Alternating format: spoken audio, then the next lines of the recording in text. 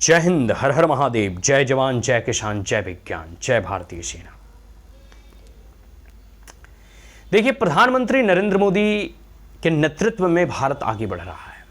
प्रधानमंत्री नरेंद्र मोदी के नेतृत्व में भारत सामर्थ्यवान बन रहा है। प्रधानमंत्री नरेंद्र मोदी के नेतृत्व में भारत दिन प्रतिदिन शक्तिशाली बन रहा है और अपने सामर्थ्य का परिचय जो है पूरी दुनिया के सामने दे रहा है, चाहे वो दुश्मनों को घुटने टेकने पर मजबूर करे या फिर पूरी दुनिया के सामने अपने जो है सामर्थ्य का जो है प्रदर्शन करना।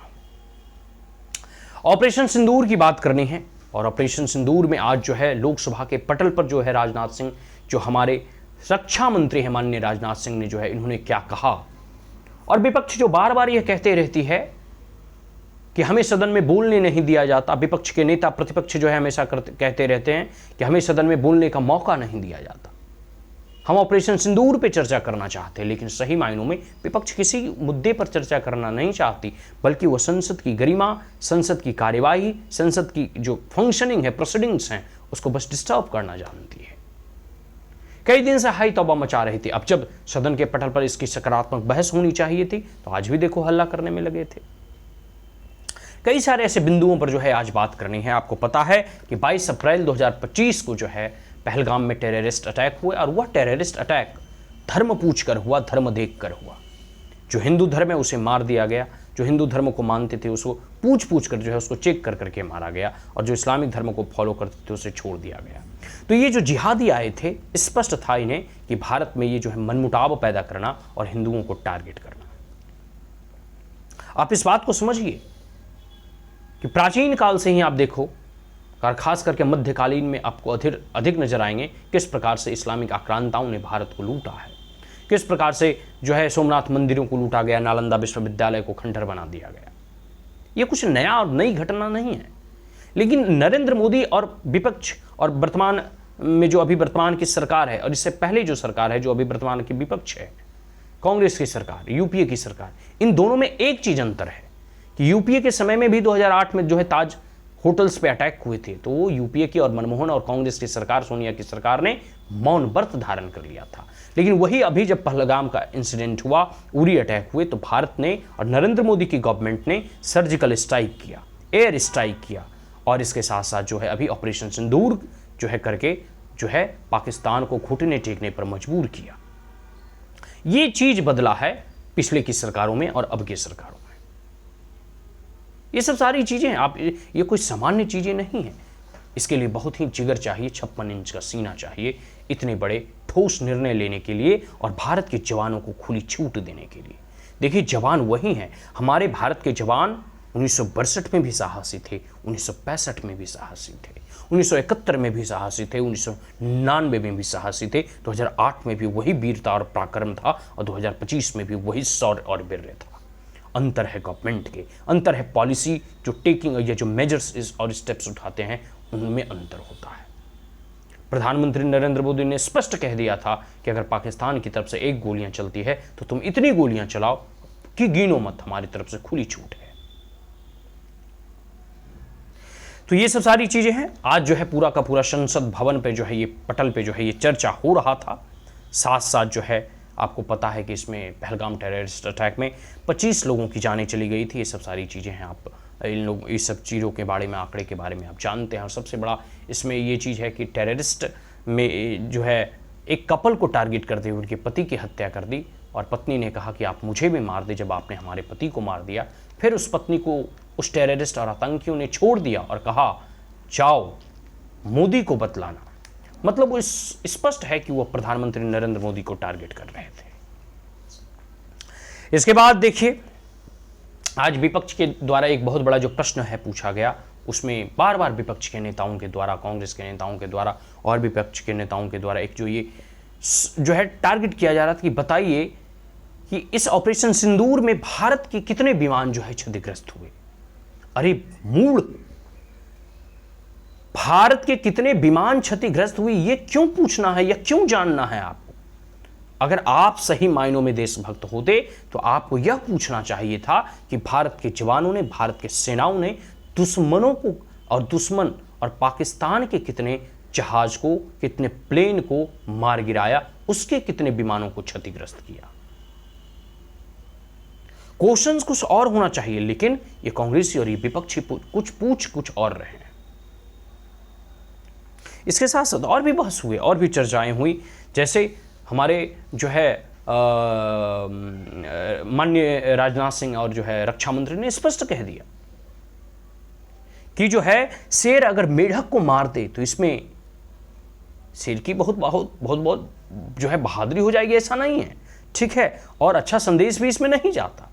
अरे मारा भी तो क्या, पाकिस्तान क्या एक मेढक है। एक समय था कि पाकिस्तान के बारे में कहा जाता था कि भारत 60% है और पाकिस्तान 40% है, लेकिन ऑपरेशन सिंदूर से पता चल गया कि भारत के सामने पाकिस्तान का सामर्थ्य 10% भी नहीं है। ठीक है, तो ये सब सारी चीजें हैं। इसके साथ साथ जो है उन्होंने तुलसी दास जी के कथन को कोट किया कि प्रीति और बैर बराबर वालों से ही करना चाहिए। तुलसीदास जी का ये कथन है कि प्रीति और बैर मतलब प्रेम, प्रीति, संबंध और साथ साथ दुश्मनी भी बराबर वालों के साथ की जानी चाहिए। और पाकिस्तान हमारे लेवल का नहीं है जी, हम उससे दुश्मनी करके भी क्या करेंगे। जो 2 दिन भी हमारे युद्ध को नहीं झेल सका, वैसा दुश्मन हम चुनकर क्या करेंगे। पाकिस्तान के पास सही मायनों में कुछ सामर्थ्य नहीं है। वो कूदता है तो चाइना के बदौलत, वो खोखता है, वो हंसता है तो अमेरिका के बदौलत।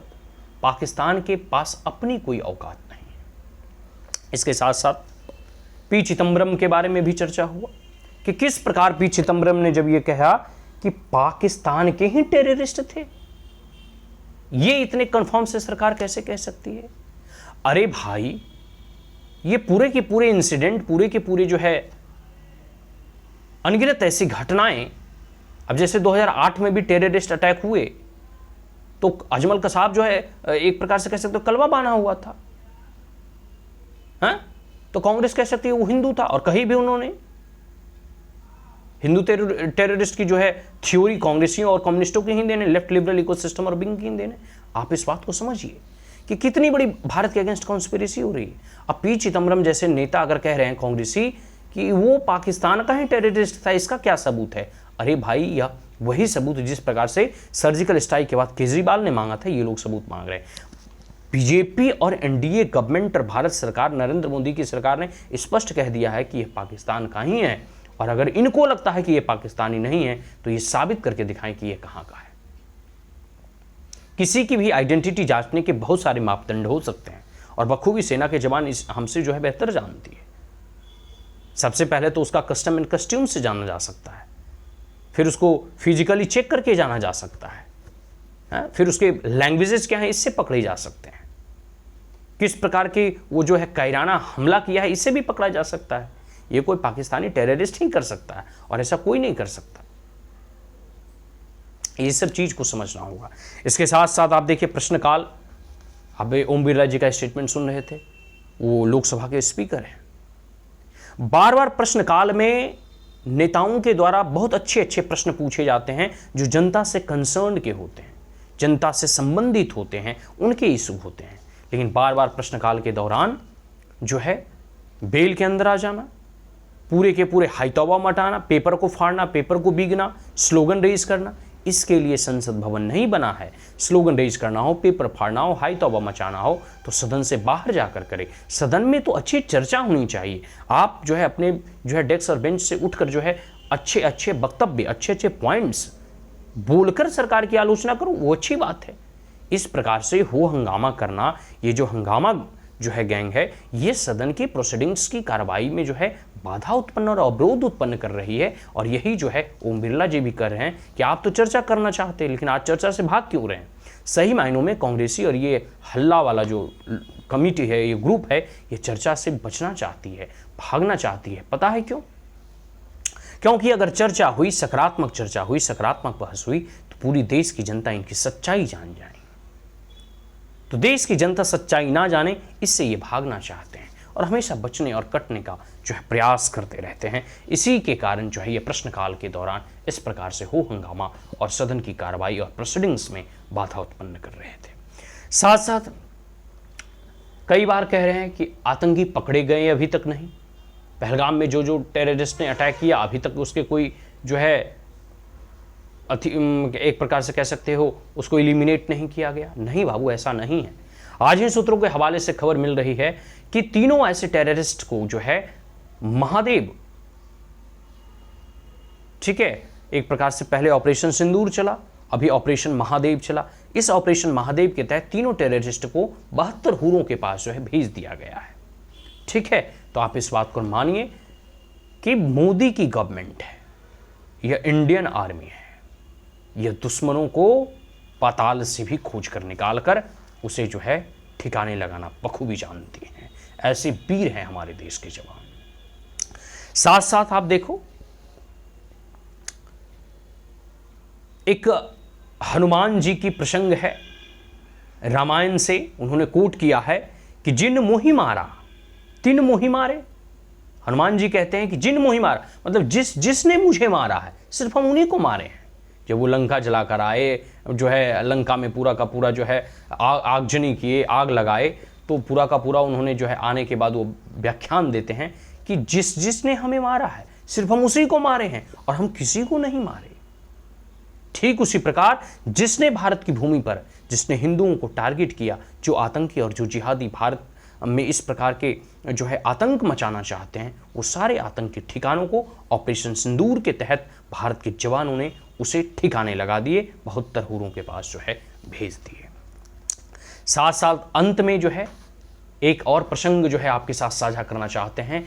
यह भी सदन के पटल पर माननीय रक्षा मंत्री के द्वारा जो है बोला गया था कि क्षमाशील हो रिपु समक्ष, क्षमाशील हो रिपु समक्ष तुम हुए विनीत जितना ही, क्षमाशील हो रिपु समक्ष तुम हुए विनीत जितना ही, दुष्ट कौरवों ने तुमको कायर समझा उतना ही, दुष्ट कौरवों ने तुमको कायर समझा उतना ही। कहने का मतलब है यह महाभारत के कालखंड से जुड़ा हुआ है कि जितने दिनों तक जो है धर्मराज युधिष्ठिर कौरवों के सामने, क्रूराज्य वंश के सामने जो है विनीत रहे, सरल स्वभाव के रहे, धर्म के ध्वज को पालन करते रहे, तब तक